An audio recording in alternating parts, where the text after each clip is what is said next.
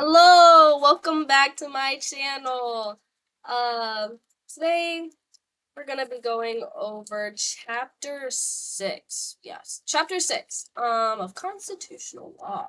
So let's get into it. Let me actually flip to the page first. All right. So we start off. We're gonna talk about agencies because we talked a lot about agencies in class, I felt like.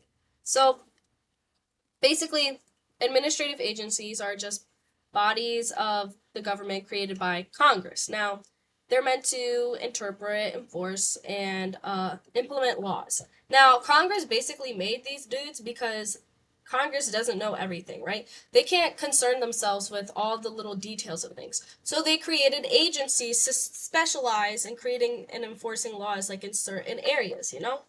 That's kind of the whole gist of them. Um, and they kind of have like a little bit of power from like each of the branches of government like that they have. So like for a legislative, like they can make regulations. And then for the executive, they can enforce laws. And like on the judicial side, they can adjudicate disputes. Um so yeah. Then we go into the types of agencies. We have the executive agencies, which the president can fire because they've been like pretty sure headed by officials who serve at the pledge. Yeah, they're located in like the executive departments, and they basically kind of just serve the president. You know, they're tight with the president like that, and the president has a strong control and influence over them. And then we have the independent agencies, which the president can't just fire willy nilly without cause. They're usually served they serve fixed terms, and they are not as influenced by the president as an executive agency would be. And they're designed to be typically more politically neutral, but that's not how it is all the time. So I already said why they exist. They have how do they get their powers?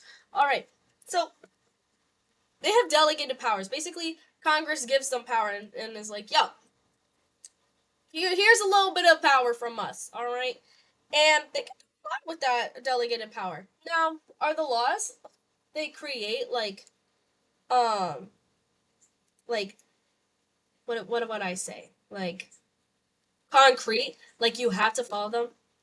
Like the way they interpret stuff. Okay, their laws like yeah, they can enforce them. But the way they interpret the law, it's not concrete, all right? Like technically like it can be disputed. But usually the courts like when a dispute ends up in court, they almost always uphold delegations. Their power is pretty legit. Um but this court's in generally very differential to Congress. Yeah. Agency rulemaking. Um, their rules are legally binding. Well, the legislative rules. And then we have interpretive rules, which explains how agencies interpret statutes. And I already just said that it's not legally binding, but courts usually go by how they interpret statutes. Um, Then we have the Administrative Procedure Act, which it governs how agencies operate. So it promotes fairness, increased transparency, standardized procedures, enables judicial review, allows for public participation because the agencies were getting a little crazy, a little crazy with what they were doing. So they had to instate that. So they have a little too much power. I mean, they still have a good amount of power now, but just a little too much. They have the notice and comment period, which basically just means like, yo, they have to like show the public what the freak they're doing before they actually like publish the final rule, and the public will give their comments on it and concerns. Do they ever usually listen to the public? Nah, but like it's still there. So yeah. Um, and then agency adjudication. Agencies may resolve disputes through hearings, often conducted by administrative law judges. Decisions resemble court rulings. Yeah, there you go for adjudication. That's the little bit of the judicial branch they got going on in there. And then judicial review of agency action. I already talked about that. They usually uphold delegated authority.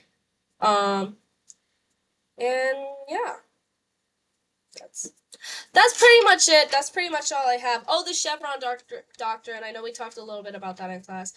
Basically says, like, if Congress didn't speak clearly and the agency's interpretation makes sense, the court usually won't override it, which is kind of already what I said. But yeah, that's it for chapter 7. That's all I got. Bye.